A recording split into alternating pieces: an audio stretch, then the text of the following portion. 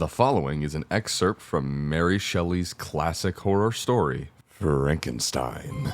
The story is mostly known for its steps into the science fiction genre, a genre that, at the time of the early 1800s, was largely untapped for its boundless potential we see it being met with today. At that same time, such a popular and influential novel was written by a woman, which, for 1818, is quite important. The book follows Victor Frankenstein and his attempts at creating life through his unchecked scientific experiments. This, of course, leaves the story asking some pretty existential questions about science and whether or not we may or may already have gone too far with it. With all that said, here's an excerpt of Frankenstein. It was a dreary night of November that I beheld the accomplishment of my toils. With an anxiety that almost amounted to agony, I collected the instruments of life around me, that I might infuse a spark of being into the lifeless thing that lay at my feet. It was already 1 a.m. The rain pattered dismally against the panes, and my candle was nearly burnt out, when, by the glimmer of the half-extinguished light, I saw the dull yellow eye of the creature open.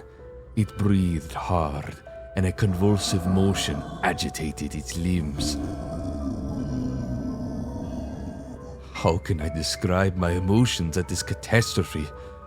Or how lenient a wretch whom with such infinite pains and care I had endeavored to form?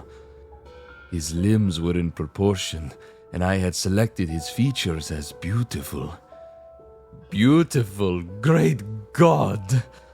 His yellow skin scarcely covered the work of muscles and arteries beneath. His hair was of a lustrous black and flowing, his teeth of a pearly whiteness. But these luxuriances only formed a more horrid contrast with his watery eyes, that seemed almost of the same color as the dun white sockets in which they were set, his shriveled complexion and straight black lips. The different accidents of life are not so changeable as the feelings of human nature. I had worked hard for nearly 2 years for the sole purpose of infusing life into an inanimate body. For this, I had deprived myself of rest and health. I had desired it with an ardor that far exceeded moderation, but now that I had finished, the beauty of the dream vanished, and breathless horror and disgust filled my heart. Unable to endure the aspect of the being I had created, I rushed out of the room and continued along traversing my bedchamber, unable to compose my mind to sleep.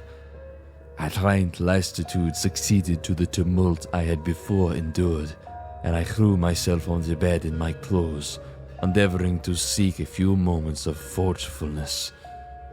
But it was in vain. I slept, indeed, but I was disturbed by the wildest of dreams.